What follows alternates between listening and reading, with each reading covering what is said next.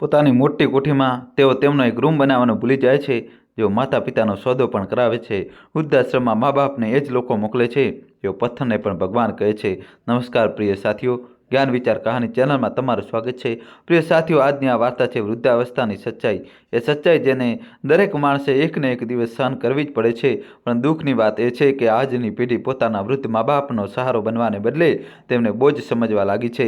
આ વાર્તા છે કે વિધવા વૃદ્ધ માતાની જેને પોતાના દીકરા અને વહુએ વેચી. જી હા, વેચી, સંબંધનો સોદો કર્યો. પણ કદાચ તેઓ ભૂલી ગયા કે માતાના આંસુનો સોદો કરનાર ક્યારેય શાંતિથી જીવી શકતો નથી. તો ચાલો સાથીઓ, ચાલીએ એ વૃદ્ધાવસ્થાની સચ્ચાઈની સફર પર, જ્યાં સંતાનના લાયક હોવાનો ખ્યાલ આવે છે. દોસ્તો, કહાની છેલ્લા સુધી જોજો અને વિડીયો લાઇક કરીને તમારા ભાઈ માટે ચેનલ સબસ્ક્રાઈબ કરી દો. શિયાળાની એક ઠંડી સવાર હતી. રાતના ઝાકળ હજી પણ વૃક્ષોના પાંદડા પર મોતીની જેમ ચમકી રહ્યા હતા.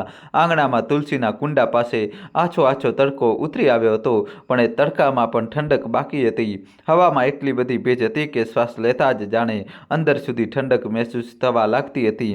ઘરની અંદરથી વાસણોનો આછો ખણખણાટ અને રસોડામાં ચાની પત્તી ઉકળવાની સુગંધ આખા વાતાવરણને જીવંત બનાવી રહી હતી. કાંતિજીએ પોતાની શાલ કસીને વીંટી અને હાથમાં જળનો નાનો લોટો લઈને તુલસી પર ચઢાવ્યો. આંખો બંધ કરીને ધીમે ધીમે કંઈક મંત્ર ગણગણતા રહ્યા. તેમના ચહેરા પર સંતોષ અને શાંતિ છલકાઈ રહ્યા હતા, જાણે આ રોજનું કર્મ જ તેમને જીવનની ઉર્જા આપતું હોય. ત્યારે જ તેમનો દીકરો ગૌરવ આવ્યો. તેના હાથમાં અખબાર હતું અને ઠંડીથી બચવા માટે તેને ગળામાં ઊની મફલર કસીને બાંધ્યું હતું. તે જરાક હસ્યો અને બોલ્યો, માં, જુઓ તો, આજે અખબારમાં ફરીથી એ જ વિચિત્ર ખબરો છપાઈ છે. લાગે છે હવે તો દુનિયા પહેલાં જેવી નથી રહી. કાંતિજીએ હળવા સ્મિત સાથે તેની તરફ જોયું, પણ કોઈ જવાબ ના આપ્યો. ત્યારે સુમન ચાની ટ્રે લઈને રસોડામાંથી બહાર આવી. તેની ચાલમાં ઝડપ હતી, જાણે બધા કામ જલ્દી પતાવી દેવા માંગતી હોય. ટ્રે ટેબલ પર મૂકીને તેને પોતાની સાસુ તરફ જોયું અને બોલી, માજી, પહેલાં ગરમ ચા લો. અખબાર તો આખો દિવસ વાંચી શકાય છે, પણ સવારની શરૂઆત મીઠી થવી જોઈએ. સુમનના શબ્દોમાં મીઠાશ હતી, પણ આંખોમાં થોડી ઉતાવળ પણ, જાણે તે ઈચ્છતી હોય કે બધા લોકો ચા પી લે, જેથી તે પછીના કામમાં લાગી શકે. એટલામાં તેમના પડોશી સુનીતાજી પણ આવી પહોંચ્યા. તેમની આદત હતી કે જ્યાં સુધી સવારની પૂજા પછી બે ચાર ઘરના હાલચાલ ન જાણી લે ત્યાં સુધી તેમને ચેન પડતું નહોતું. સુનીતાએ ક્રાંતિજીને ચા પીતા જોઈને હસતા હસતા કહ્યું, વાહ ભાભી, તમારું તો નસીબ જ કેવું છે. દીકરો અને વહુ બંને તમારું કેટલું ધ્યાન રાખે છે. અમને પૂછો તો, અમારા ઘરમાં તો વહુને એ પણ યાદ નથી રહેતું કે હું સવારે ઉઠીને સૌથી પહેલાં શું ચાહું છું. ક્રાંતિજી હળવું સ્મિત કર્યા. તેમના ચહેરા પર ગર્વની ઝલક સ્પષ્ટ દેખાતી હતી. તેમણે સુમન તરફ જોતા કહ્યું, મારી બહુ ખરેખર બહુ સમજદાર છે. દરેક નાની મોટી વાતનું ધ્યાન રાખે છે. સુમને માથું ઝુકાવી દીધું, પણ તેના હોઠ પર હળવું સ્મિત હતું.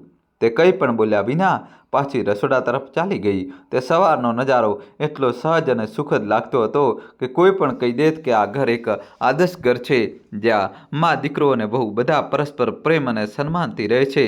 પરંતુ અવારનવાર જે બહારથી ચમકે છે તેની અંદર ઘણા પડળો છુપાયેલા હોય છે. સાંજનો હળવો અંધકાર ધીમે ધીમે આખા ઘરમાં ઉતરી આવ્યો હતો. બારીમાંથી આવતી હળવી હવા પડદા હલાવી રહી હતી. બહાર ગલીમાં બાળકોની કિલકારીઓ અને મોટાઓની વાતો સંભળાઈ રહી હતી. ઘરની અંદર દીવા જેવી પીળી રોશની પ્રગટી હતી. ક્રાંતિજી પોતાના રૂમમાં પલંગ પર બેઠા હતા. સામે ટેબલ પર નાનો લેમ્પ ટમટમી રહ્યો હતો અને બાજુમાં તેમનો ખુલ્લો ચશ્માનો કેસ મૂકેલો હતો. હાથમાં ડાયરી હતી, જેમાં તેઓ ઊંડી તલ્લીનતાથી કંઈક લખી રહ્યા હતા, કદાચ આખા દિવસનું. એટલામાં દરવાજો ધીમેથી ખુલ્યો. તેમનો દીકરો ગૌરવ અંદર આવ્યો અને હસતા હસતા બોલ્યો, માં, તમે હજી પણ લખી રહ્યા છો? જરા આરામ પણ કરી લીધો કરો. ગૌરવની વાત સાંભળીને ક્રાંતિજીએ ચશ્મા ઉતારીને ડાયરી પર મૂકી દીધા. પછી હળવા સ્મિત સાથે બોલ્યા, અરે બેટા, આ લખવું એ જ તો મારો આરામ છે, અને લખ્યા પછી મને શાંતિની ઊંઘ પણ આવે છે. ગૌરવ પલંગ પાસે આવીને બેસી ગયો અને પ્રેમથી બોલ્યો, માં, આખરે શું લખો છો તમે આ ડાયરીમાં? ક્રાંતિજી હસ્યા અને બોલ્યા, અમુક વાતો દિલની, જેને લખ્યા પછી મને સંતોષ મળે છે. બધાને સંભળાવવા માટે નહીં, પણ હા, જ્યારે હું નહીં હોઉં ત્યારે આ જ મારી સૌથી મોટી યાદ બનશે. ગૌરવ થોડો ભાવુક થઈને બોલ્યો, આવી વાતો ન કરો માં. હું ઈચ્છું છું કે તમે હંમેશા મારી સાથે રહો. દોસ્તો કહાની છેલ્લા સુધી જોજો, નવો ટ્વિસ્ટ આવશે. ક્રાંતિજીએ દીકરાનો હાથ પકડતા કહ્યું, અરે પાગલ, મા દીકરો સંબંધ તો શ્વાસથી પણ આગળ ચાલે છે. તું જ્યાં રહીશ મને તારી પાસે જ પામશે. ગૌરવ માથે ઝુકાવી દીધું અને પછી ધીમેથી બોલ્યો, માં, હું જીવનમાં જે કંઈ પણ છું તમારી કારણે છું. તમે જ મારી સૌથી મોટી તાકાત છો. તે બંને વાતો કરી જ રહ્યા હતા ત્યાં સુમન રૂમમાં આવી. તેના ચહેરા પર હળવી નારાજગી હતી. તે પોતાના પતિ તરફ જોઈને બોલી, જો વાતો પૂરી થઈ ગઈ હોય તો ચાલો, ચા પકોડા તૈયાર છે. ગૌરવે તેની તરફ જોયું. થોડીક ખીજ અને સ્મિતની વચ્ચે બોલ્યો, અરે યાર, માફ કરજે, માને ચા માટે કહેવાનું જ ભૂલી ગયો. તું જા, અમે હમણાં આવીએ છીએ. સુમનના જતાં જ ક્રાંતિજીએ હસતા હસતા દીકરા તરફ જોયું અને કહ્યું, ગૌરવ, તું પણ કમાલ કરે છે. તેની માં કંઈક વધારે બોલે તે પહેલાં જ ગૌરવ બોલી પડ્યો, માં, શું કરું? તમારી સાથે વાતો કરું છું તો બધું જ ભૂલી જાઉં છું. તેની વાત સાંભળીને ક્રાંતિજી બોલ્યા, હવે વધારે વાતો ન બનાવ, જલ્દી ચાલ, નહીં તો સુમનને ખોટું લાગશે. ગૌરવે હળવું માથું હલાવ્યું અને બંને હસતા હસતા રૂમમાંથી બહાર આવ્યા.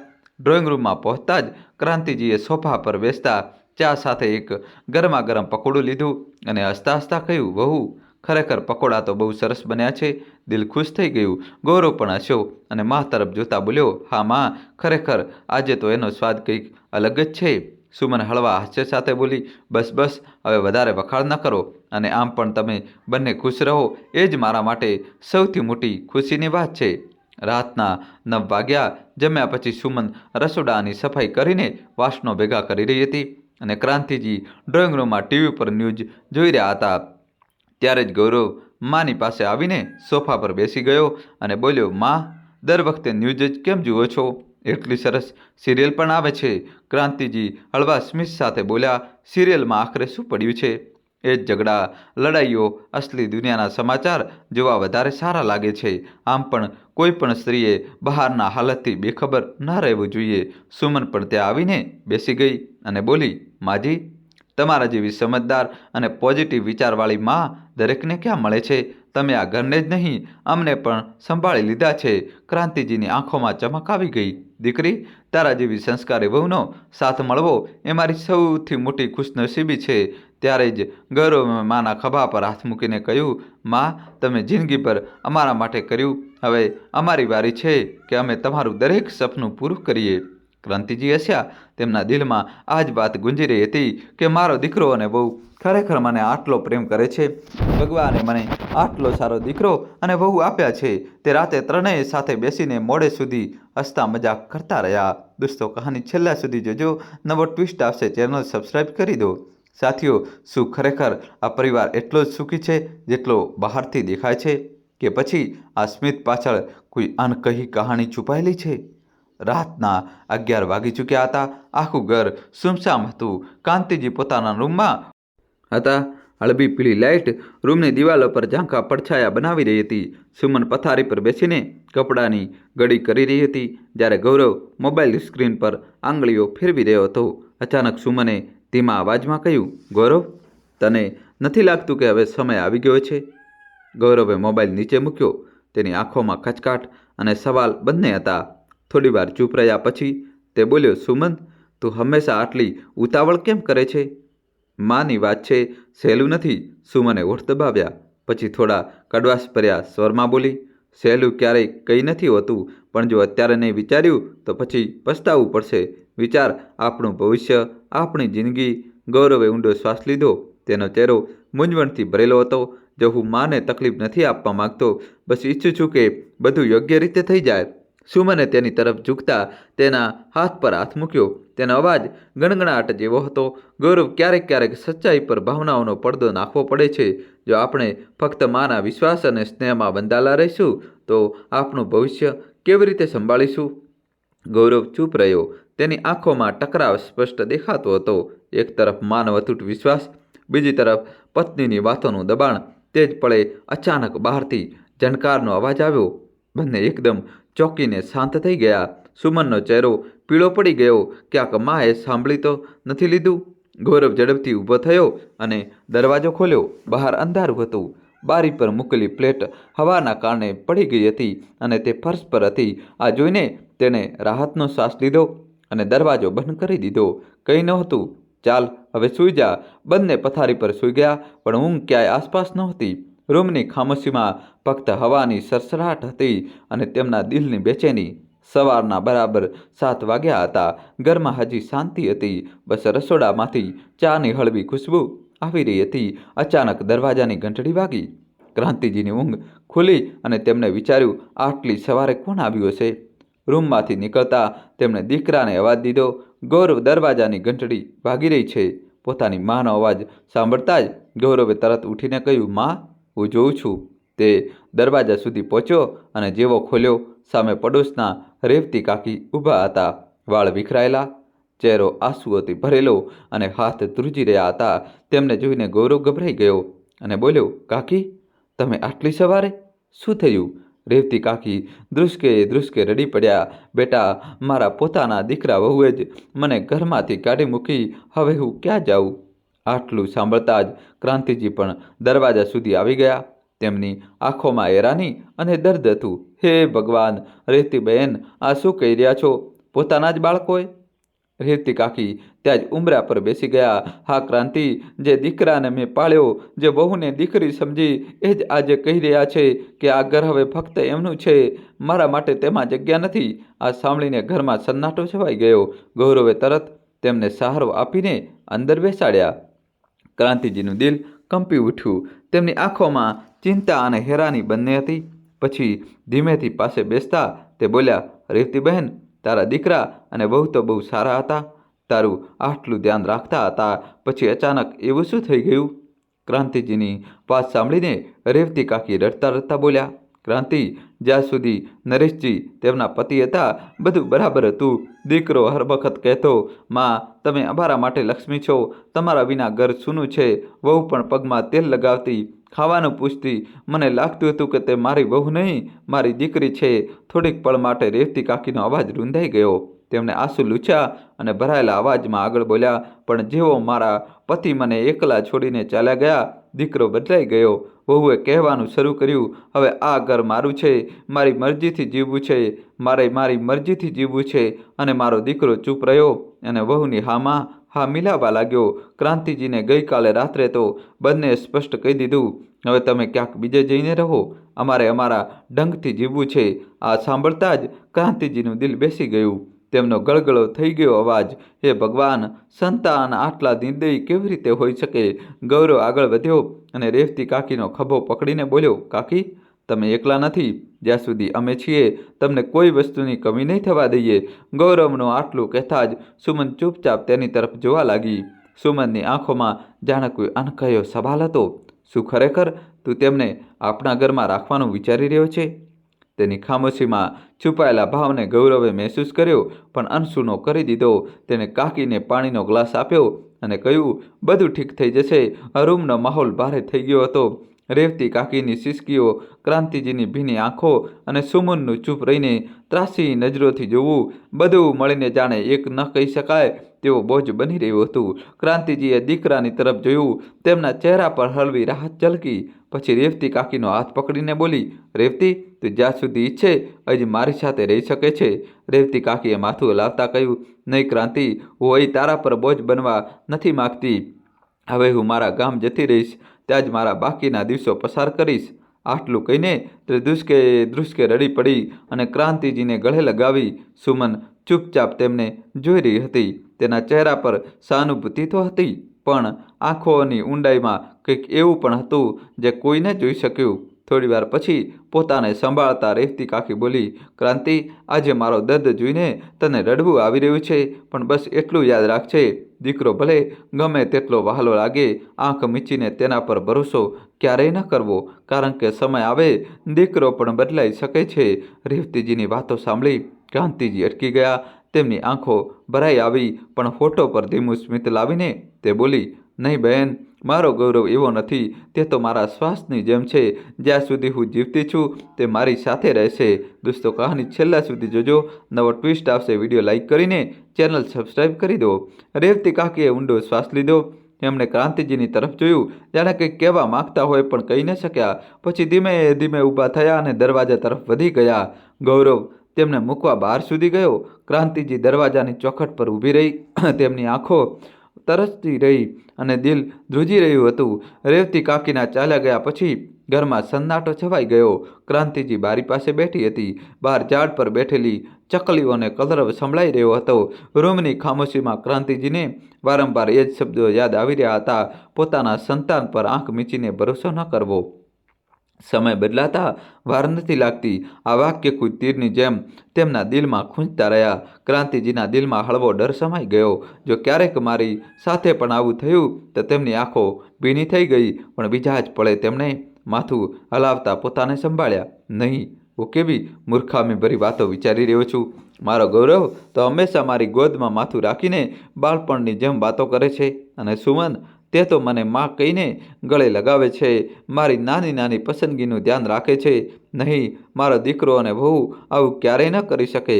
રૂમમાં હળવી હવા ચાલી રહી હતી, પણ ક્રાંતિજીનું મન વિચિત્ર ગભરાટથી ભરેલું હતું. તે બારીમાંથી બહાર બાળકોને રમતા જોતી રહી અને મનોમન બોલી, સંબંધો કેટલા નાજુક હોય છે. એક નાની સરખી તિરાડ પણ બધું તોડી શકે છે.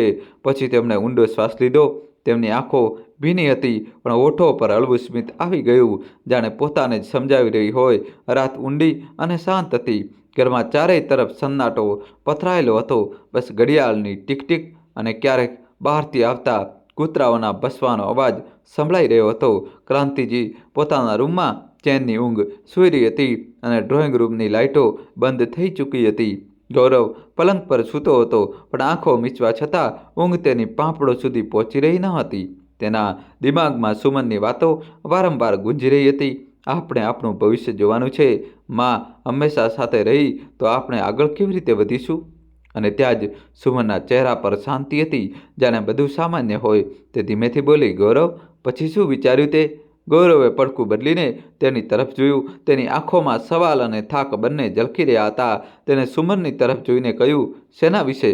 સુમને પડખું બદલતા હળવું સ્મિત આપ્યું, પણ તેવા અવાજમાં એક ઠહેરાવ હતો. જે મેં કહ્યું હતું, હવે સમય હાથમાંથી નીકળી રહ્યો છે. આપણે આપણા માટે વિચારવું પડશે. ગૌરવ થોડીવાર ચૂપ રહ્યો. તેની નજર રૂમની છત પર ટકેલી હતી. મનમાં માનો ચહેરો ઉભરી આવ્યો. એ માં જેણે તેને પાળ્યો પોષ્યો, પોતાના દરેક સુખ દુઃખ કરતાં વધારે તેનું ધ્યાન રાખ્યું. પણ તેની સાથે સુમનની વાતો પણ ગુંજી રહી હતી. સુમન ફરી ધીમા અવાજમાં બોલી, હું જાણું છું કે તમારા માટે માં બહુ માયને રાખે છે. મારા માટે પણ તે સન્માનીય છે. પણ ગૌરવ, જો આપણે હંમેશા આ જ જવાબદારીઓમાં બંધાયેલા રહીશું તો આપણા સપનાઓને ક્યારે પૂરા કરીશું? રૂમનો માહોલ બહારથી સ્નેહાળ લાગી રહ્યો હતો, પણ અંદર ક્યાંક ઊંડી ખામોશી છવાઈ ગઈ હતી. ગૌરવે આંખો મીચી લીધી. તેના શ્વાસ ભારે થઈ ગયા. માનો અતૂટ સ્નેહ અને પત્નીની વધતી જીદ બંનેની વચ્ચે તેનું મન ડગમગવા લાગ્યું. સુમને તેનો હાથ પોતાના હાથોમાં લીધો અને હળવી દૃઢતા સાથે બોલી, તું બસ મારો સાથ આપ, બાકી બધું હું સંભાળી લઈશ. ગૌરવે તેની તરફ જોયું, પણ જવાબ ન આપ્યો. બસ ઊંડો શ્વાસ લેતા ઓશિકા પર માથું મૂકી દીધું. રૂમમાં વિચિત્ર ચૂપકીદી પથરાઈ ગઈ. બહાર હવાની સરસરાટ બારીથી ટકરાઈને જાણે એ જ ખામોશીને વધારે ઊંડી કરી રહી હતી. તે રાતની ખામોશીમાં છુપાયેલો હતો, એક નિર્ણય જે આવનારા દિવસોમાં આ ઘરની તસવીર હંમેશા માટે બદલી દેવાનો હતો. શું આ ખામોશી દીકરાના દિલની નબળાઈ હતી કે પત્નીની ચાલની જીત? સવારનો તડકો બારીમાંથી ગળાઈને રૂમમાં ફેલાઈ રહ્યો હતો. આંગણામાં રાખેલા કુંડાની માટીની હળવી ખુશ્બુ ઉઠી રહી હતી. ક્રાંતિજી હંમેશાની જેમ છોડમાં પાણી નાખી રહી હતી, દરેક પાંદડાને મોટી નરમાઈથી સ્પર્શતી, જાણે બાળકોની જેમ દુલાલ કરી રહી હોય. ત્યારે જ પાછળથી ગૌરવ ધીમે ધીમે આવીને તેમની પાસે ઊભો રહી ગયો અને ધીમેથી બોલ્યો, માં, તમને એક વાત કહેવાની હતી. ક્રાંતિજીએ પાણીનો લોટો નીચે મૂક્યો અને મુસ્કુરાઈને તેની તરફ જોવા લાગી. કહો બેટા, શું વાત છે? ગૌરવ એક પળ માટે ચૂપ રહ્યો, જાણે શબ્દો શોધી રહ્યો હોય. પછી ધીમા અવાજમાં બોલ્યો, મારો દોસ્ત રાકેશ, તેની પત્નીને કોઈ પણ સમયે બાળક થઈ શકે છે. તેની માં પણ નથી, તેથી તેને ઘણી મુશ્કેલી થઈ રહી છે. હું વિચારી રહ્યો હતો કે જો તમે થોડા દિવસ ત્યાં રહીને તેમનો સહારો બની જાઓ. આ સાંભળીને ક્રાંતિજી ઠીમકાઈ ગયા. તે હેરાનીથી બોલી, હું? ગૌરવે તરત તેમનો હાથ પકડી લીધો. હા માં, તમે. ત્યારે જ પાછળથી સુમન ધીમે ધીમે ચાલતા આવી. તેના હાથમાં ચાની ટ્રે હતી. તે મુસ્કુરાતા બોલી, માજી, જો તમે ત્યાં જશો તો તેમને ઘણો સહારો મળશે, અને વળી બીજાઓની મદદ કરવી તો હંમેશા તમારો સ્વભાવ રહ્યો છે. દોસ્તો કહાનીમાં હવે નવો ટ્વિસ્ટ આવશે, અંત સુધી જોજો. અને દોસ્તો હજી સુધી તમારા ભાઈની ચેનલને સબસ્ક્રાઈબ ન કરી હોય તો જલ્દીથી દોસ્તો ક્રાંતિજીએ તેની તરફ જોયું. હળવા સ્મિત સાથે કહ્યું, હા બહુ, મને પણ એવું જ લાગ્યું. જો મારા જવાથી કોઈનું ભલું થશે તો કેમ નહીં? સુમને કપમાં ચા નાખતા કહ્યું, તો પછી ઠીક છે, હું તમારા માટે જરૂરી સામાન બાંધી દઈશ અને અહીંની ચિંતા તમે બિલકુલ ન કરશો. ગૌરવે રાહતનો શ્વાસ લીધો. માનું સંમત થવું તેના માટે સરળ ન હતું, પણ સુમનની બે વાતો જાણે વધુ સરખું કરી ગઈ. ક્રાંતિજીએ ચાનો કપ ઉઠાવતા દીકરા વહુને જોયા. તેમની આંખોમાં પોતાનાપણું વિશ્વાસ સ્પષ્ટ ઝલકી રહ્યા હતા. હવામાં ખામોશી ભળી ગઈ. બહાર પક્ષીઓનો કલરવ ગુંજી રહ્યો હતો, પણ ઘરની અંદર આ વાતચીતનો ગુંજ કોઈ આવનારા બદલાવનો સંકેત આપી રહ્યો હતો. બીજી સવારે ક્રાંતિજી પોતાના રૂમમાં કબાટ ખોલીને કપડાં કાઢી રહ્યા હતા અને કપડાંને ઘડી કરીને બેગમાં મૂકવા લાગ્યા. સુમન પાસે ઊભી હતી, દરેક વખતની જેમ મદદનો દેખાડો કરતા. માજી, વધારે સામાન ન લેતા, બસ જરૂર પૂરતો જ લઈ લેજો. ત્યાં રાકેશ ભૈયાના ઘરમાં તમને કોઈ વસ્તુની કમી નહીં થાય. ક્રાંતિજી મુસ્કુરાયા. હા બહુ, હું તો વિચારી રહ્યું છું કે માત્ર 2-3 સાડીઓ અને જરૂરી દવાઓ લઈ જાઉં, બાકી બધું તો ત્યાં મળી જ જશે.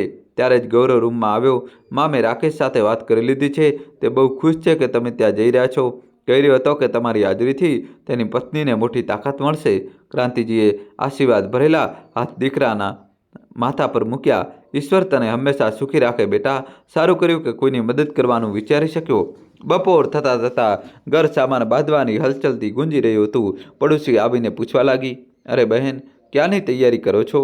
સુમને મોટી સહજતાથી જવાબ આપ્યો, અરે કંઈ ખાસ નહીં. ગૌરવના મિત્રની પત્નીને બાળક થવાનું છે. તેમના ઘરના લોકો બહાર રહે છે, કોઈ પોતાનું નથી ત્યાં, તો માજી થોડા દિવસ માટે તેમની પાસે જઈ રહ્યા છે મદદ કરવા. આજે રાતની ટ્રેન છે, આવતીકાલે સવાર સુધીમાં દિલ્હી પહોંચી જશે. આટલું સાંભળીને પડોશી સુનાતેજીએ ઉત્સુકતાથી પૂછ્યું, સારું બહેન, પછી પાછી ક્યારે આવશે? ક્રાંતિજી કંઈ કહે તે પહેલાં જ સુમન ઝડપથી બોલી પડી, અરે બસ વધુમાં વધુ 1 મહિનો લાગશે. બાળક થઈ જશે ત્યાં સુધી માજી ત્યાં જ રહેશે, પછી આરામથી પાછા આવી જશે. ક્રાંતિજીએ ચૂપચાપ માથું હલાવી દીધું. તેમના મનમાં હળવી કસર ઉઠી. આખો મહિનો? મેં તો વિચાર્યું હતું કે બસ થોડા દિવસોની વાત હશે, પણ તેમણે પોતાના દિલને સમજાવ્યું. તેમને જરાય અંદાજ ન હતો કે ઉદયપુરથી નીકળીને દિલ્હી સુધીનો આ પ્રવાસ તેમના જીવનની દિશા જ બદલી દેશે. રાતના 10-10 વાગે ઉદયપુર સ્ટેશન પર હલચલ હતી. ટ્રેન લાંબી સીટી વગાડતી પ્લેટફોર્મ પર આવીને ઊભી રહી. ગૌરવે માનો નાનો બેગ ખભા પર નાખ્યો અને ધીમે ધીમે ભીડને ચીરીને ડબ્બા સુધી પહોંચ્યો. સુમન પણ પાસે જ હતી. બંને મોટા સ્નેહથી માને બારીવાળી સીટ પર બેસાડ્યા. માં, આરામથી રહેજો. દિલ્હી પહોંચતા જ રાકેશ ભૈયા તમને રિસીવ કરી લેશે. ત્યાં તમારે કોઈ વાતની ચિંતા કરવાની નથી. ગૌરવે ભરોસાથી કહ્યું. સુમને મુસ્કરાઈને કહ્યું, હા માજી, અને રોજ ફોન પર આપણી વાતો થતી રહેશે. ક્રાંતિજીની આંખો ભીની થઈ ગઈ. તેમણે દીકરાનો હાથ કસીને પકડ્યો અને ધીમા અવાજમાં બોલી, બેટા, મને તમારા બંનેની બહુ યાદ આવશે. કેવી રીતે રહીશું તમારા બંને વગર? આટલું કહેતા કહેતા તેમની આંખોમાંથી આંસુ છલકાઈ પડ્યા. ગૌરવે તરત માનો હાથ પકડ્યો અને બાળકની જેમ સમજાવતા બોલ્યો, માં, આ બસ થોડા દિવસોની વાત છે. ત્યાં ખરેખર જરૂર છે કોઈ પોતાનાની. જો આવું ન હોત તો હું તમને ક્યારેય ન મોકલત. તમે તો જાણો છો કે હું તમારાથી એક પળ પણ દૂર નથી રહી શકતો. ક્રાંતિજીએ આંસુ લૂછતા ઊંડો શ્વાસ લીધો અને હળવા સ્મિત સાથે બોલી, ઠીક છે બેટા, અને સાંભળ, હવે જ્યારે હું ઘરમાં નહીં રહું તો તું પોતાનું અને વહુનું સારી રીતે ધ્યાન રાખજે અને બહારનું કંઈ ન ખાતો, સમજો? ગૌરવે મુસ્કરાઈને બોલ્યો, માં, તમે નિશ્ચિત રહો, તમારી વહુ મારું સારી રીતે ધ્યાન રાખશે. સુમને ઝૂકીને માના પગ સ્પર્શ્યા અને ધીમેથી બોલી, માજી, હવે તમે અહીંની ચિંતા છોડી દો. તમે બસ ત્યાં ચેનથી રહેજો. ટ્રેને એક લાંબી સીટી આપી. ક્રાંતિજીએ બારીમાંથી બહાર ડોક્યું કરીને દીકરા વહુને જોયા. તેમના ચહેરા પર ગર્વ અને સ્નેહની રેખાઓ સ્પષ્ટ ઝળકી રહી હતી. ધીમે ધીમે ટ્રેન ચાલી નીકળી. બારીમાંથી હાથ હલાવી રહેલા ક્રાંતિજીની આંખો ભરાયેલી હતી. તેમને ક્યાં ખબર હતી કે આ સફર તેમની જિંદગીનો માર્ગ હંમેશા માટે બદલી નાખશે. આખી રાત ટ્રેન પાટા પર ખટખટ ખટખટના અવાજ સાથે દોડતી રહી. બારીની બહાર જોતા ક્રાંતિજીની આંખો વારંવાર ભીની થઈ જતી. ક્યારેક દીકરાનું બાળપણ યાદ આવતું તો ક્યારેક વહુનું હાસ્ય. થાકને કારણે આખરે તેમને ઊંઘ આવી ગઈ. સવારની ઠંડી હવા અને ગાડીઓના અવાજોએ તેમને જગાડ્યા. જાહેરાત ગુંજી, આગલું સ્ટેશન દિલ્હી સરાય રોહિલા. ક્રાંતિજીએ પોતાની સાડીનો પાલવ સરખો કર્યો, બેગ સંભાળી અને બારીમાંથી બહાર જોયું. પ્લેટફોર્મ પર લોકોની ભીડ, ચાવાળાઓના અવાજો અને દોડતા મુસાફરો, બધું જ તેમનું એકદમ નવું નવું લાગ્યું. ટ્રેન પ્લેટફોર્મ પર ઊભી રહેતા જ ક્રાંતિજીએ ધીમે ધીમે ઉતરવા લાગ્યા. ત્યારે જ સામેથી લગભગ 35 વર્ષનો એક માણસ આગળ વધ્યો. સાદા કપડાં, ચહેરા પર ગંભીરતા અને આંખોમાં સન્માન ઝળકતું હતું. તે હાથ જોડીને બોલ્યો, નમસ્તે માજી, તમે જ ક્રાંતિજી છો ને? હું રાકેશ છું, ગૌરવનો મિત્ર. ક્રાંતિજીએ તરત જ માથું હલાવ્યું. ચહેરા પર હળવી રાહતની રેખાઓ ઉભરી આવી. આ બેટા, હું જ છું. સારું થયું તું મળી ગયો, નહીં તો આ મોટા શહેરમાં હું બહુ ગભરાઈ જાત. રાકેશે તરત જ તેમની બેગ પકડી લીધી અને આદરથી કહ્યું, માજી, હવે તમે બિલકુલ ચિંતા ન કરો. અહીં તમે મારી માની જેમ રહેશો. ચાલો, ગાડી બહાર ઊભી છે. ગાડીમાં બેસતા જ ક્રાંતિજીના મનમાં એક સંતોષ થયો. કેટલો સંસ્કારી છોકરો છે. મને માં કહી રહ્યો છે, પણ તેમને જરા પણ અંદાજ નહોતો કે આ હસતો ચહેરો તેમના જીવનની સૌથી મોટી કડવી સચ્ચાઈનો હિસ્સો બનવાનો છે. સરાય રોહિલા સ્ટેશનથી બહાર નીકળતા જ દિલ્હીની ભીડભાડ સામે હતી. રિક્ષાઓની ઘંટડીઓ, ઓટોવાળાઓના અવાજો આવી રહ્યા હતા. રાકેશ બેગ ઉઠાવી અને બોલ્યો, માજી, જરા ધ્યાનથી ચાલો. દિલ્હીની રફતાર તેજ છે. ગાડીમાં બેસતા જ સડકોની ભાગદોડ શરૂ થઈ ગઈ. દોસ્તો, કહાની છેલ્લા સુધી જોજો અને વિડીયો લાઇક કરીને ચેનલ સબસ્ક્રાઇબ કરી દો. ક્રાંતિજી બારીમાંથી બહાર જોતા રહ્યા. લાલ લાઇટ પર ઊભી રહેલી કારો, હોર્નના અવાજો અને લોકોની ભીડ તેમના મનમાં હળવી ગભરાટ હતી, પણ સાથે સંતોષ પણ. જે દીકરાનો દોસ્ત કેટલો ખ્યાલ રાખી રહ્યો છે. લગભગ અડધા કલાક પછી ગાડી કર્નલ બાગની એક ગળીમાં જઈને ઊભી રહી. મકાન 2 માળનું હતું. બહાર કુંડાઓમાં લગાવેલા ફૂલો અને તુલસીનો છોડ જોઈને ક્રાંતિજીને બહુ સારું લાગ્યું.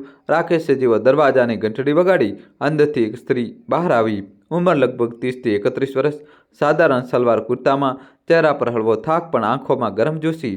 રાકેશે પરિચય કરાવ્યો, માજી, આ મારી પત્ની શાલિની છે. શાલિની તેમને જોઈને હસતા હસતા બોલી, નમસ્તે માજી, સારું થયું તમે આવી ગયા. હવે મને થોડી રાહત મળશે. આ હાલમાં બધું સંભાળવું મુશ્કેલ પડી રહ્યું હતું. ક્રાંતિજીએ ભાવુક થઈને તેનું માથું પંપાળ્યું અને બોલી, હવે તારે ચિંતા કરવાની કોઈ જરૂર નથી બેટા, હું આવી ગઈ છું. રાકેશે એક રૂમ તરફ ઇશારો કરતા કહ્યું, માજી, આ રહ્યો તમારો રૂમ. ઉપરનો ભાગ ભાડે આપેલો છે, એટલે મેં તમારા માટે નીચેનો રૂમ ખાલી કરાવ્યો છે અને તમને સહેલાઈથી રહેશે. ક્રાંતિજીએ માથું હલાવીને સંમતિ આપી. રૂમમાં એક જૂનો પલંગ અને અલમારી રાખેલા હતા. દિવાલો પર થોડી ભેજ દેખાઈ રહી હતી. રૂમને જોઈને થોડું વિચિત્ર લાગ્યું. પછી વિચાર્યું, મારે ક્યાં હંમેશા માટે રહેવાનું છે? શાલિનીએ ખુરશી તરફ ઇશારો કર્યો, માજી, તમે બેસો, હું તમારા માટે ચા બનાવી લાવું છું. થાકેલા ક્રાંતિજી ખુરશી પર બેસી ગયા. તેમના ચહેરા પર સંતોષ હતો, પણ તેમને શું ખબર કે આ સંતોષ થોડા દિવસનો મહેમાન છે. ક્રાંતિજીએ પોતાના કપડાં અલમારીમાં મૂક્યા અને બારીમાંથી બહાર જોયું. કર્નલ બાગની હલચલ ભરી ગલીઓના અવાજો અંદર સુધી આવી રહ્યા હતા. તેમને થાક લાગી રહ્યો હતો. તે પલંગ પર સૂતા અને થોડી જ પળોમાં ઊંઘમાં સરી ગયા. સફરનો થાક હજી ઉતર્યો પણ નહોતો. ત્યાં જ દરવાજા પર હળવો ટકોરો થયો અને શાલિની ટ્રે લઈને રૂમમાં દાખલ થઈ. માજી, આ લો ચા અને સાથે બિસ્કિટ. તમે પહેલાં આ લઈ લો. થોડી જ વારમાં રાકેશ બહારથી છોલે ભટુરે લઈ આવશે. તેને મોટી આત્મીયતાથી કહ્યું. ક્રાંતિજી હળવી હેરાની સાથે બોલી, અરે બેટા, છોલે ભટુરે મંગાવવાની શું જરૂર છે? ઘરમાં એટલું બધું છે, બનાવી લઈશું ને. એટલું કહેતા જ પાછળથી રાકેશ રૂમમાં આવ્યો અને બોલ્યો, નહીં માજી, અસલમાં શાલિનીની તબિયત ઠીક નથી રહેતી. 8મો મહિનો ચાલી રહ્યો છે. ડૉક્ટરે કહ્યું છે કે તેને વધારે આરામ જોઈએ, એટલે હું આજકાલ બહારથી જ ખાવાનું લાવું છું. આ સાંભળીને ક્રાંતિજીનું દિલ ભરાઈ આવ્યું. તેમણે કપ ઉઠાવ્યો, ચાનો એક ઘૂંટ લીધો અને ધીમેથી સ્મિત કરીને બોલ્યા, રાકેશ, તારે બહારથી કંઈ લાવવાની જરૂર નથી. હું આવી ગયો છું ને. હવે ખાવાનું હું જાતે બનાવીશ. તું બિલકુલ ચિંતા છોડી દે અને શાલિની, તું બસ આરામ કરજે. ક્રાંતિજીના શબ્દોમાં સચ્ચી મમતા અને પોતાનાપણું હતું.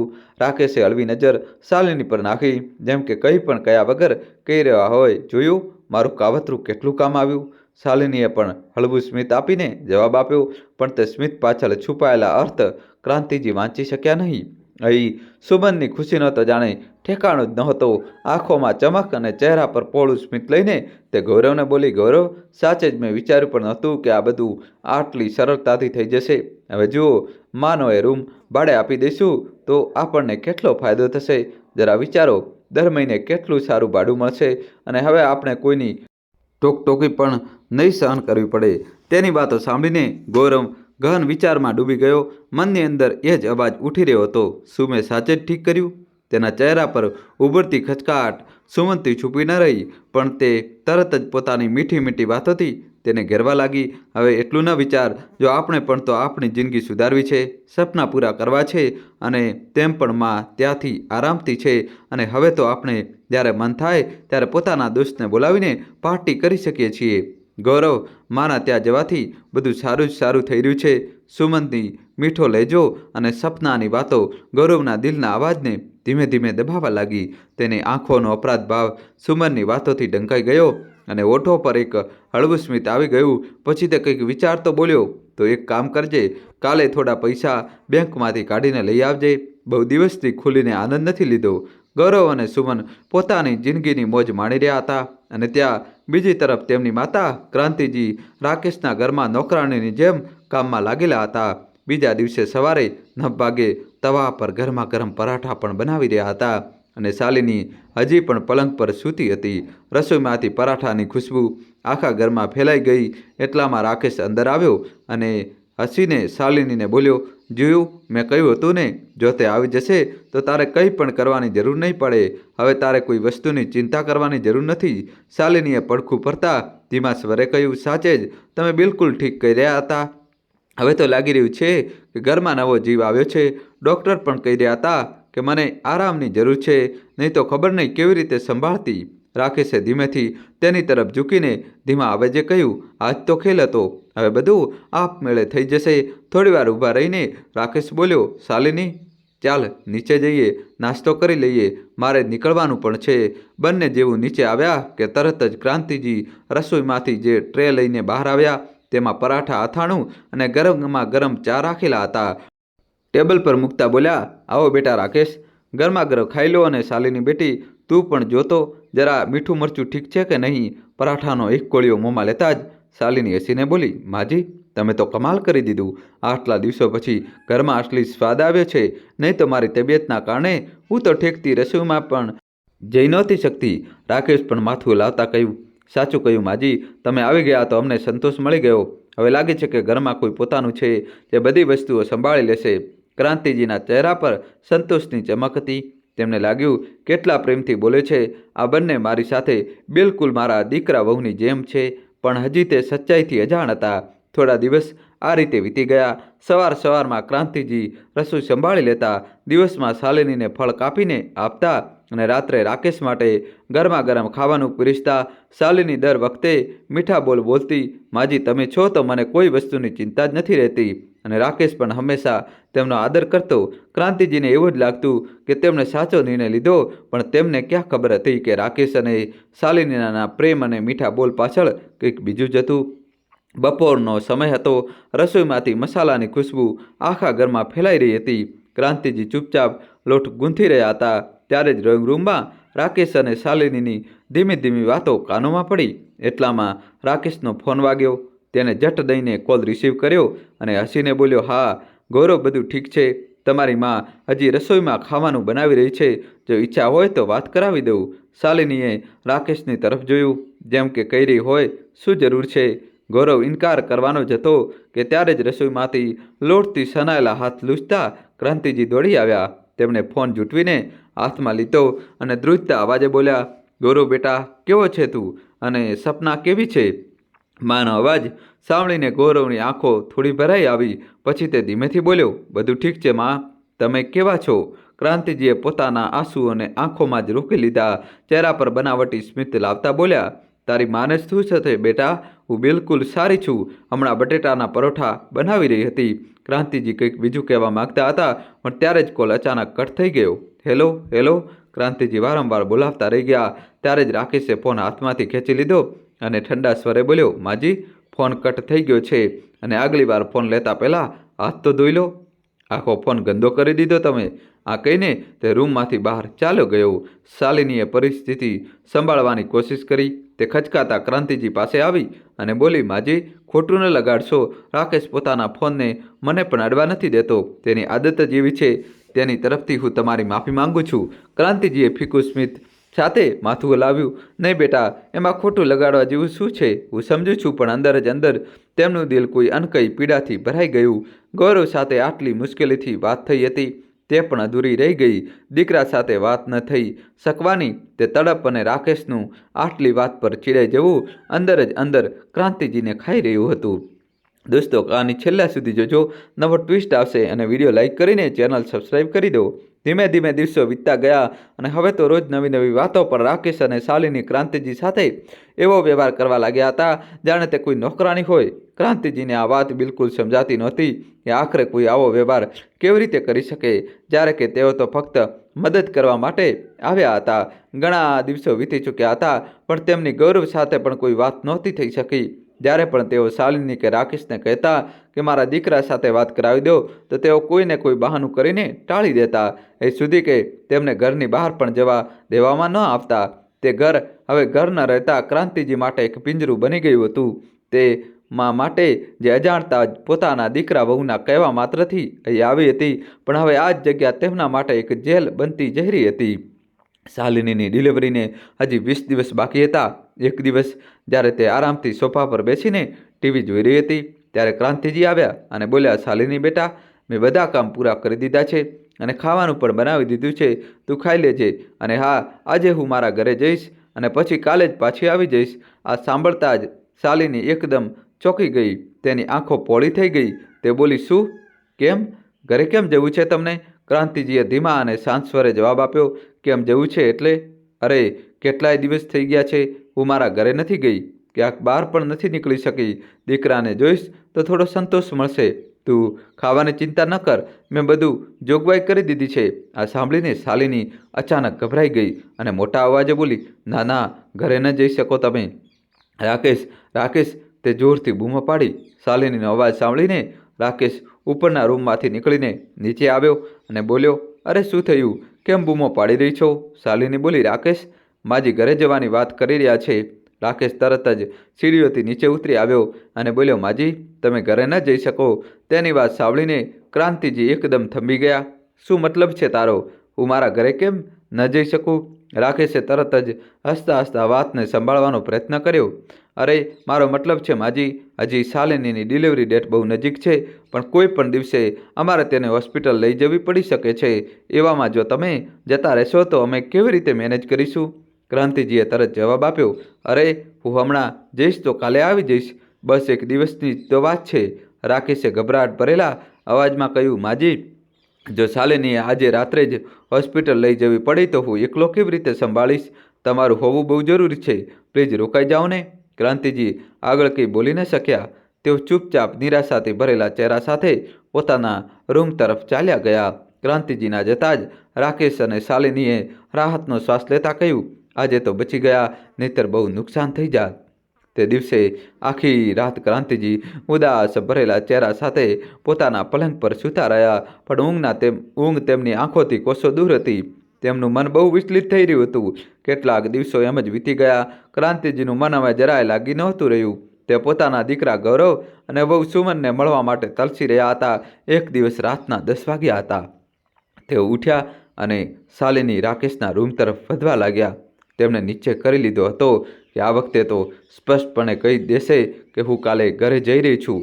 તેઓ હળવા પગલાંથી વિચારમાં ડૂબેલા તેમના રૂમ તરફ વધી રહ્યા હતા. દોસ્તો, કહાનીમાં હવે નવો ટ્વિસ્ટ આવશે. છેલ્લા સુધી જજો અને ચેનલ સબસ્ક્રાઈબ કરી દો. કે ત્યારે રૂમથી થોડે દૂર જ તેમના અવાજો સંભળાયા. આ અવાજો બીજા કોઈના નહીં પણ શાલિની અને રાકેશના જ હતા.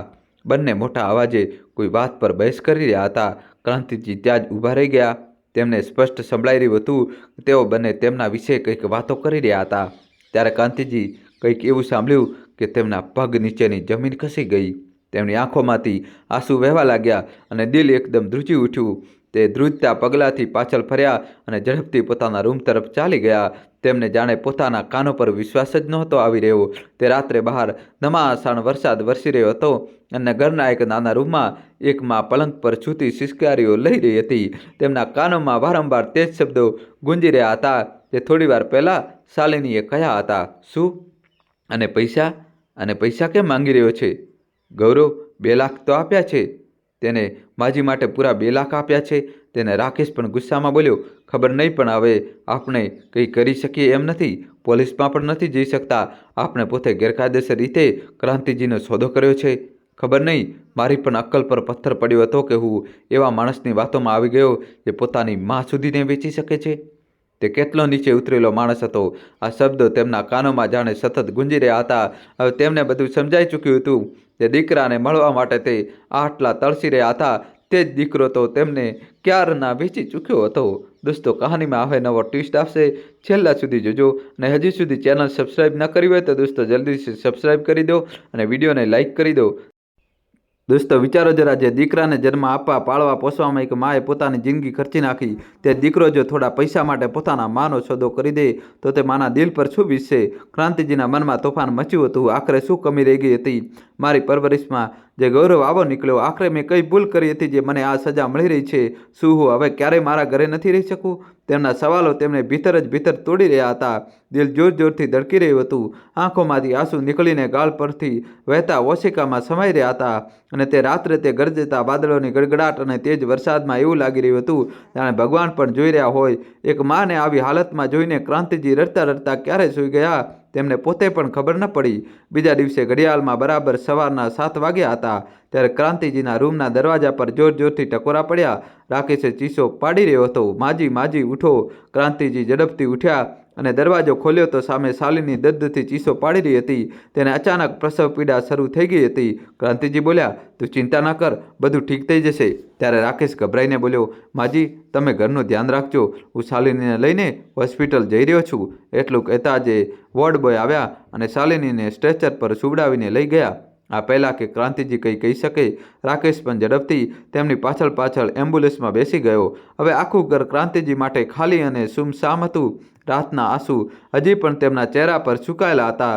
ધીમી ચાલતી વોશરૂમ તરફ ગયા. પછી ફ્રેશ થઈને પોતાના માટે નાસ્તો બનાવ્યો. પણ ખબર નહીં કેમ આજે ક્રાંતિજી બહુ શાંત હતા.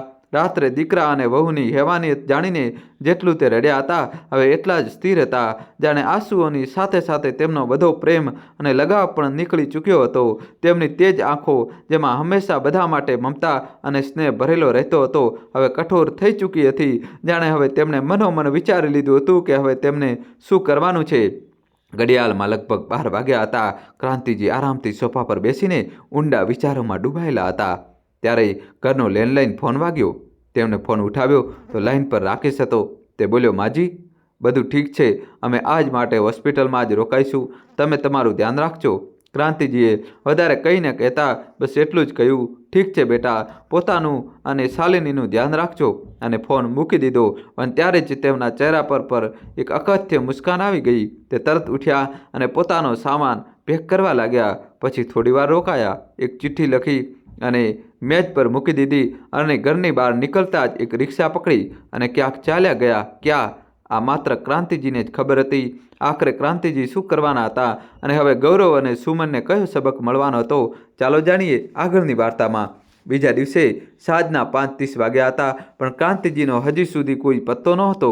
બીજી બાજુ સુમન અને ગૌરવ ઘરમાં મજાથી પાર્ટી કરી રહ્યા હતા. સુમન હસતા હસતા બોલી, સાંભળો ગૌરવ, મેં કહ્યું હતું ને, મજા તો હવે આવી રહી છે. માની સામે અમે ક્યાં બહારનું ખાવાનું ખાઈ શકતા હતા? હવે તો રોજ રોજ બહારથી ખાવાનું મંગાવીને ખાઈ શકીએ છીએ. લો તમે પણ ખાઓ. તેની વાત સાંભળીને ગૌરવ મુસ્કુરાયો અને બોલ્યો, સાચું કહ્યું તે, હું તો હંમેશા સાચું જ કહું છું. હવે જોજો, અમારા યશના દિવસો શરૂ થઈ ગયા છે. સુમન ખુશ થતા બોલી. ત્યારે દરવાજાની ઘંટી વાગી. ગૌરવ અને સુમને એકબીજાને જોયું. ગૌરવ કહે તે પહેલાં સુમન બોલી, સાંભળો, હું જોઉં છું આ વખતે કોણ આવ્યું. તમે એવું કરો ત્યાં સુધી મારા માટે એક ડ્રિંક બનાવી દો. હા, પણ બરફ જરૂર નાખજો. ગૌરવ મુસ્કુરાતા બોલ્યો, પહેલાં જઈને જો કોણ છે દરવાજા પર, અને હા, જો પડોશની કમો આંટી હોય તો કહી દેજો, માં ઘરે નથી. સુમને તેની તરફ જોતા કહ્યું, મને બધું ખબર છે શું કહેવું છે, બસ હમણાં જ આવી. તે રૂમમાંથી નીકળીને જેવી દરવાજો ખોલે છે સામે પોતાની માસી સાસુ વિનીતાજીને જોઈને તેના શ્વાસ જાણે થંભી ગયા. તે ગભરાતા બોલી, માસીજી તમે આ વખતે? વિનીતાજીએ દરવાજાને એક ઠોકર દીધી અને અંદર આવતા બોલ્યા, જોઈ રહી છે, હાથમાં બેગ છે છતાં આંખો ફાડીને ઊભી છે. અરે એટલું પણ નહીં કે થોડી મદદ જ કરી દે. સુમને માસી સાસુના હાથમાંથી બેગ લેતા કહ્યું, માસીજી આ તો બહુ ભારે છે. વિનીતાજી તરત બોલ્યા, અરે ચાલ ચાલ ઉઠાવી લે, તું તો જવાન લોહી છે. હમણાંથી જ ભારે ભારે કહેવા લાગી તો આગળ જઈને શું થશે? ચાલ ચાલ અંદર મૂક. ઘરની અંદર આવતા જ તેમણે હોલમાં નજર દોડાવી અને બોલ્યા, વાહ ભાઈ વાહ, અહીંયા તો પાર્ટી ચાલી રહી છે. એ પણ એકલા એકલા. સુમન વિનિતાજીનો ભારે સા બેગ ઘસડીને હોલમાં લઈ આવી અને બોલી, માસીજી, તમે આટલો બધો સામાન કેમ લાવ્યા છો? તેની વાત સાંભળીને વિનિતાજીએ ઠસક ભરેલા સ્વરમાં કહ્યું, શું મતલબ કેમ લાવી છું? અરે રહેવા આવી છું. શું પોતાની બહેનના ઘરે રહેવા પણ ના આવી શકું? આ સાંભળતા જ સુમનના પગ નીચેની જમીન ખસી ગઈ. તે જ વખતે ગૌરવ પણ સામે આવી ગયો. તે બોલ્યો, માસીજી, તમે આ સમયે? વિનિતાજી હસતા હસતા બોલ્યા, અરે ભાઈ, તમે બંને મને જોઈને એટલા હેરાન પરેશાન થઈ રહ્યા છો જાણે કોઈ ભૂત જોઈ લીધું હોય. દોસ્તો, કહાની છેલ્લા સુધી જોજો. નવો ટ્વિસ્ટ આવશે. વિડીયો લાઇક કરી ચેનલ સબસ્ક્રાઈબ કરી દો. આ પહેલાં કે બંનેમાંથી કોઈ કંઈ કહે, વિનિતાજી જોરથી અવાજ લગાવવા લાગ્યા, ક્રાંતિ, અરે ક્રાંતિ, ક્યાં છે તું? જો આજે તારી મોટી બહેન આવી છે તને મળવા. ત્યારે ગૌરવ ગભરાતા બોલ્યો, અરે માસી, રોકાઓ, માં ઘરે નથી. વિનિતાજી તરત બોલ્યા, શું? માં કેમ નથી? ક્યાં ગઈ તારી માં? ફરીથી મંદિર તો નથી જતી રહી ને? સુમન બોલી, ના માસીજી, તે માજી તો ક્યાંક ગયા છે. ક્યાં ગઈ છે તે આ સમય અને ઘરમાં તમે બંને એકલા? આખરે ક્રાંતિ ક્યાં છે? ચાલ વાત કરા મારી હમણાં તેની સાથે. ગૌરવ તરત બોલ્યો, માસી, માં તો 2 દિવસથી ગઈ છે પોતાની સહેલીઓ સાથે તીર્થયાત્રા પર. વિનિતાજીનો ચહેરો એકાએક બદલાઈ ગયો. ચિંતિત થઈને ધીમેથી બોલ્યા, અરે, આમ અચાનક યાત્રા પર જતી રહી? તેણે મને જણાવ્યું પણ નહીં. ખેર, કંઈ વાંધો નહીં, હવે હું આવી ગઈ છું તો રોકાઈ જ જાઉં છું. ગૌરવના હાથમાંથી અચાનક ગ્લાસ પડી ગયો. ગ્લાસના તેજ અવાજથી સૌ ચમકી ગયા. વિનિતાજી બોલ્યા, કેમ રે ગૌરવ, હવે ચહેરો આટલો હવાઈ કેમ થઈ ગયો છે? હું થોડી ખાઈ જઈશ તમને બંનેને. ચાલ બહુ જલ્દીથી જા અને મારા માટે સરસ ચા બનાવી લાવ. સુમને ચહેરા પર જૂઠી મુસ્કાન લાવતા કહ્યું, હા માસીજી, હમણાં જ લાવું. એમ બોલી તે કિચન તરફ ચાલી. કિચનમાં ઘૂસતા જ સુમને ચાનો તપેલો પછાડતા ગુસ્સામાં કહ્યું, ખબર નહીં આ કેમ આવી ગયા છે. હવે ખબર નહીં ક્યારે જશે ઘરથી. આટલી મુશ્કેલીથી તો માજીથી છુટકારો મળ્યો હતો અને હવે તેમની બહેન આવી ગઈ. છાતી પર મગ દળવા ગૌરવ પગ પાછળ કિચનમાં આવ્યો અને ધીમેથી બોલ્યો, તું હમણાં વધારે રિએક્ટ ના કર. આપણે વધારે કંઈ કહીશું તો તેમને મા વિશે શક થઈ જશે. બંને આપસમાં જ ખુસર કરી રહ્યા હતા કે ત્યારે અંદરથી વિનિતાજીનો ઊંચો અવાજ ગુંજ્યો, અરે બહુ, ચા નથી લાવી હજી સુધી? એટલી રાહ જોડાવીશ? વિનિતા માસીનો અવાજ સાંભળીને બંને ત્યાં જ થંભી ગયા. જલ્દી ચા બનાવીને હોલમાં લઈ આવ્યા. ગૌરવે આમ તેમ વેરાયેલા સામાનની જલ્દીથી સફાઈ કરી દીધી. વિનિતા માસીએ ચાનો એક ઘૂંટ લીધો અને બોલ્યો, ગૌરવ, જરા ટીવી તો ચાલુ કર.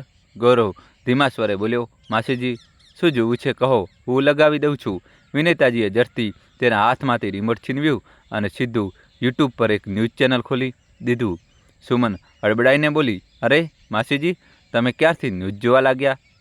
વિનિતાજીએ હળવી મુસ્કાન સાથે કહ્યું, અરે, હું તો હંમેશાથી ન્યૂઝ જોઉં છું. વહુ, તું પણ જો. આ ચેનલ બહુ સારા સમાચાર બતાવે છે. જો. સુમન અને ગૌરવે એકબીજા તરફ જોયું, જાણે આંખો જ આંખોમાં કંઈક કહી રહ્યા હોય. ત્યારે વિનિતાજીએ ટીવીનો અવાજ અચાનક તેજ કરી દીધો. હવે સુમન અને ગૌરવનું ધ્યાન પણ સીધું ટીવી પર જ જઈને ટકી ગયું. ઘડિયાળમાં બરાબર 5:50 વાગી રહ્યા હતા ત્યારે ટીવી પર એક ખબર પ્રસારિત થઈ.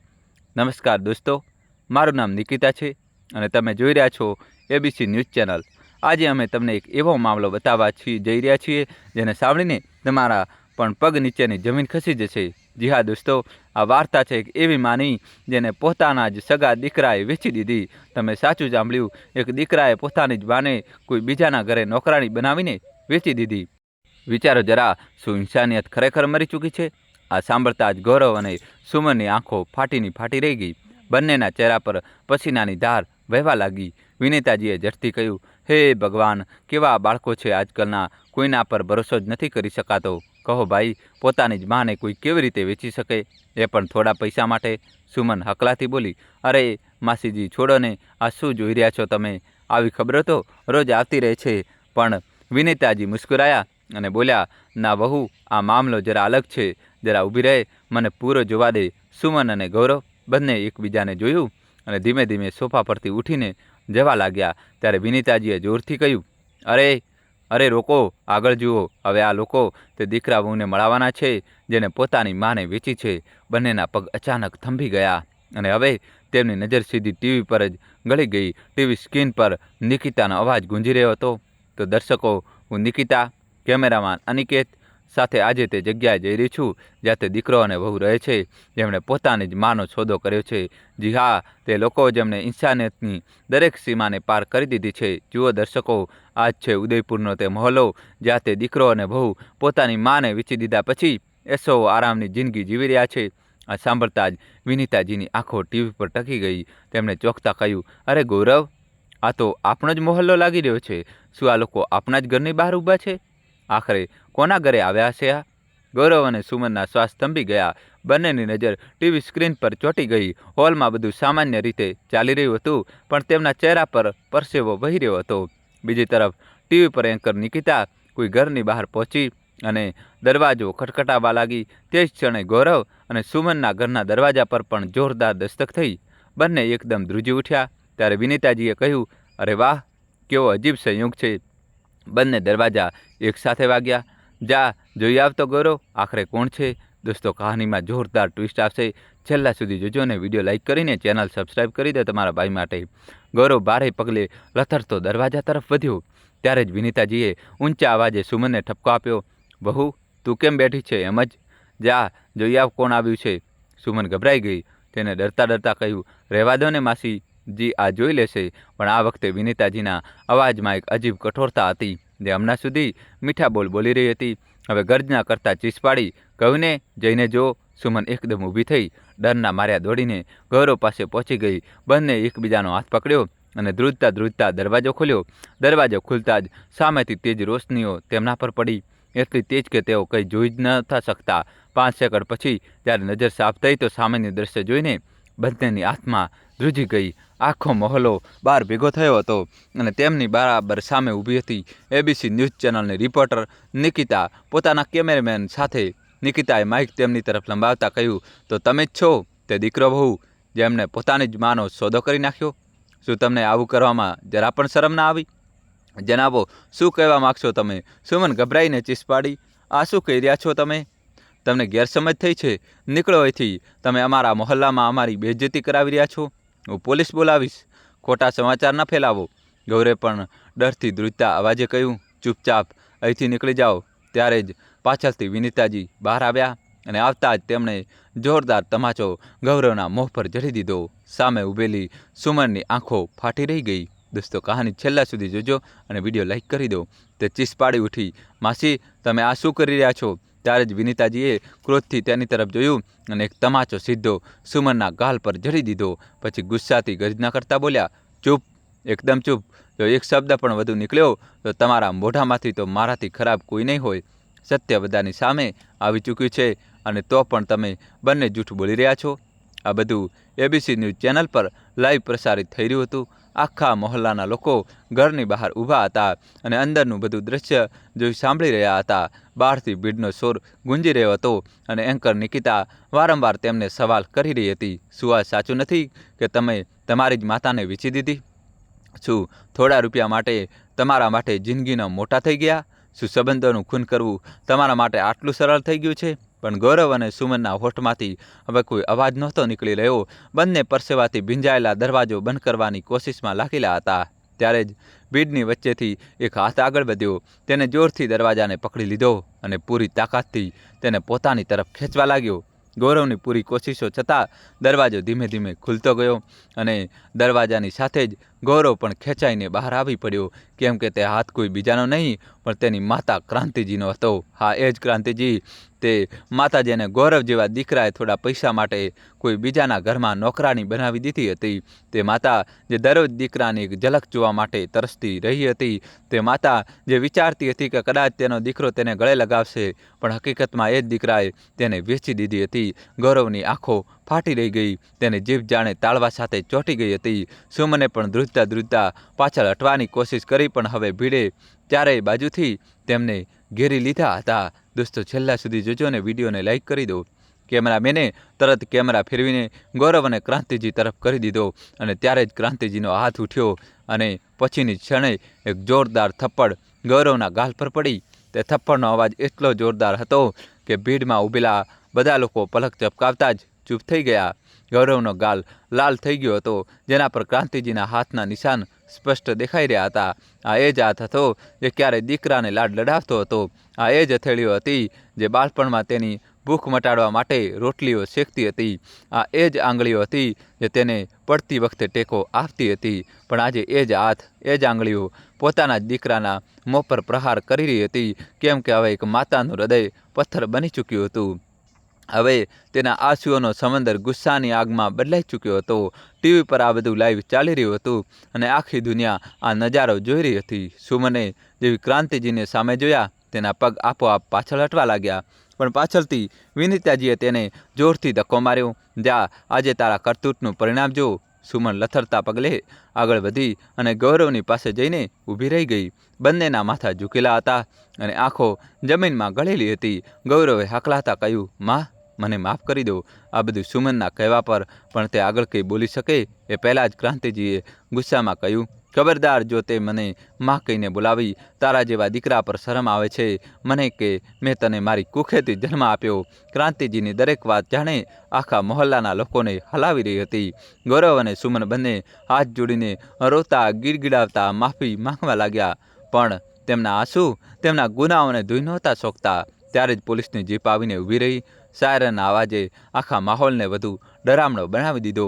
પોલીસ અધિકારીએ કડક અવાજમાં કહ્યું, ગૌરવ અને સુમન, તમને બંનેને હ્યુમન ટ્રાફિકિંગના અપરાધમાં ગિરફ્તાર કરવામાં આવે છે. આ સાંભળીને સુમન ચીસ પાડી ઉઠી. નહીં, નહીં, મેં કંઈ નથી કર્યું, મને છોડી દો. તે ભાગવાની કોશિશ કરવા લાગી, પણ રિપોર્ટર નિકિતાએ સમયસર તેનો હાથ પકડી લીધો. બધું કેમેરા પર લાઈવ આવી રહ્યું હતું અને હવે આખો દેશ આ નજારો જોઈ રહ્યો હતો. પોલીસે જેવી ગૌરવની ગરદન પકડી, તેને એક નજર પોતાની માતા તરફ જોઈ, પણ ક્રાંતિજીએ મોઢું ફેરવી લીધું.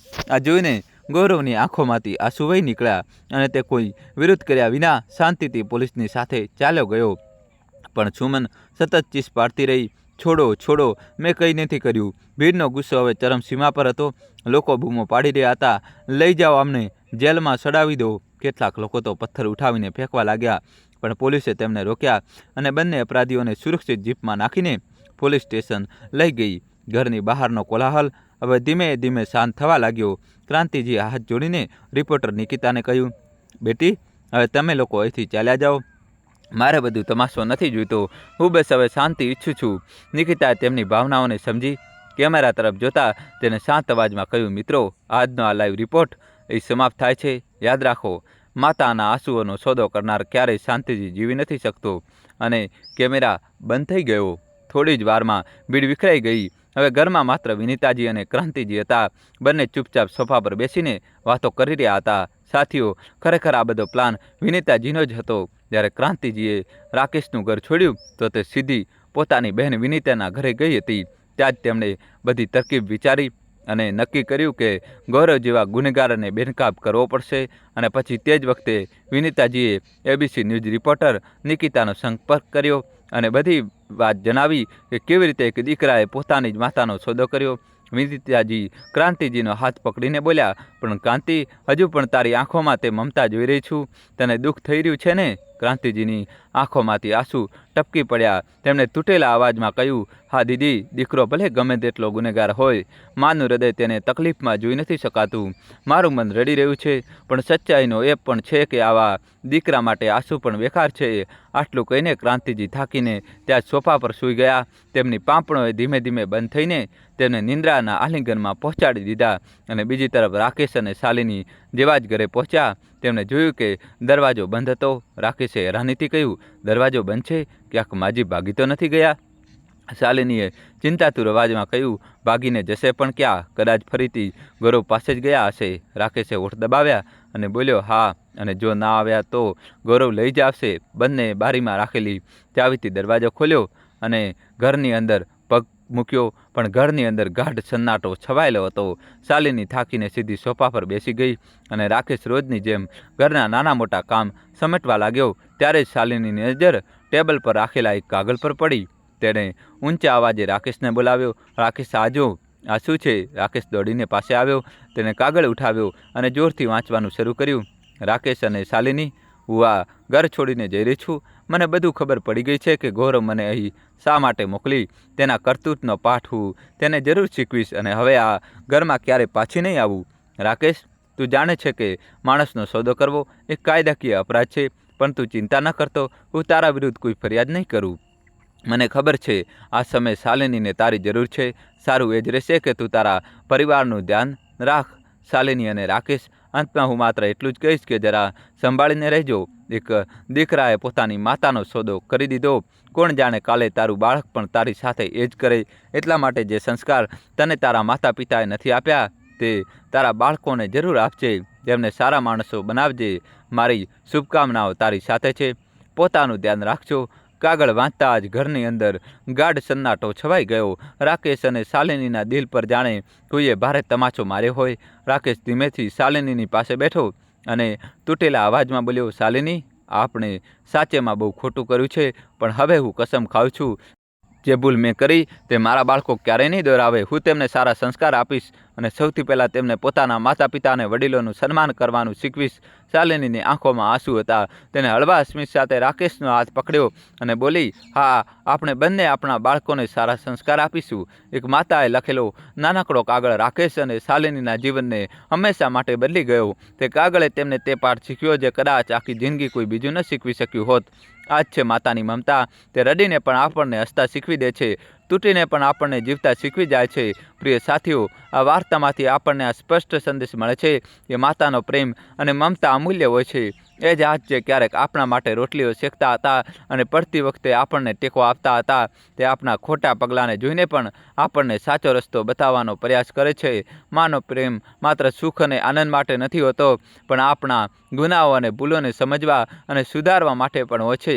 ગૌરવ અને સુમન જેવા બાળકો જે પોતાના અભિમાન અને લાલચમાં પોતાની જ માતાનું અપમાન કરી બેઠા, અંતે પોતાના કર્મનું ફળ ભોગવે છે. આ આપણને શીખવે છે કે કોઈ પણ અપરાધ, ભલે તે ગમે તેટલી ચાલાકીથી કરવામાં આવ્યો હોય, છુપાઈ નથી શકતો. સમાજની નજર અને કાયદાકીય વ્યવસ્થા હંમેશા સત્ય અને ન્યાયની પક્ષમાં હોય છે. ક્રાંતિજી અને વિનીતાજીનો સંયમ, તેમની વિચારસરણી અને યોગ્ય સમયે લેવાયેલા પગલાં આપણને એ શીખવે છે કે પરિપક્વતા, ધૈર્ય અને સાચા માર્ગદર્શનથી મોટી સમસ્યાનું સમાધાન સંભવ છે. માતાની મમતા એટલી શક્તિશાળી હોય છે કે તે પોતાના દર્દ અને આંસુઓ છતાં સાચા અને ન્યાયના માર્ગને બતાવે છે. રાકેશ અને શાલિનીનો અનુભવ આપણને એ પણ યાદ અપાવે છે કે બાળકોને સંસ્કાર આપવા, તેમનું યોગ્ય માર્ગદર્શન કરવું અને તેમને સારા માણસ બનાવવા માત્ર જવાબદારી નથી, પણ ભવિષ્યને સુરક્ષિત કરવાનો માર્ગ છે. એક નાનકડો સંદેશ, એક માતાનો કાગળ, એ તેમના જીવનને હંમેશા માટે બદલી નાખ્યો અને એ સાબિત કર્યું કે પ્રેમ, શિક્ષણ અને સંસ્કારથી જ સાચી દિશામાં જીવનનું નિર્માણ સંભવ છે. અંતે આ વાર્તા આપણને એ જ શીખવે છે કે માતાની મમતા અને આશીર્વાદની કોઈ કિંમત નથી. ભૂલોનું ફળ ચોક્કસ ભોગવવું પડે છે. બાળકોને સારા સંસ્કાર આપવા અને સાચું માર્ગદર્શન કરવું અનિવાર્ય છે. સચ્ચાઈ, ન્યાય અને ધર્મ હંમેશા વિજયી થાય છે. આ વાર્તા આપણને યાદ અપાવે છે કે રડીને પણ માં આપણને જીવતા અને સાચી દિશામાં આગળ વધતા શીખવે છે. તેની મમતા અને આંસુ આપણને હંમેશા સચ્ચાઈ અને ઇન્સાનિયતનો માર્ગ બતાવે છે. તો દોસ્તો, કહાની કેવી લાગી?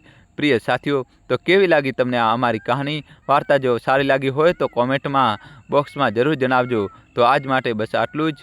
મળીએ આવતા વિડીયોમાં એક નવી વાર્તા સાથે. અને દોસ્તો, તમે કયા ગામ, કયા શહેરથી આ સ્ટોરી જોઈ રહ્યા છો? કોમેન્ટમાં તમારા ગામનું નામ, શહેરનું નામ તો અમને જણાવવું જ પડશે. વિડીયો લાઇક કરીને ચેનલને સબસ્ક્રાઈબ કરો અને તમારા મિત્રો, ભાઈઓ, બહેનો સાથે શેર કરો, જેથી બધા સાવચેત રહે, સાવધાન રહે. વિડીયો લાઇક કરીને ચેનલ સબસ્ક્રાઈબ કરી દો. ખૂબ ખૂબ ધન્યવાદ. દિલથી આભાર.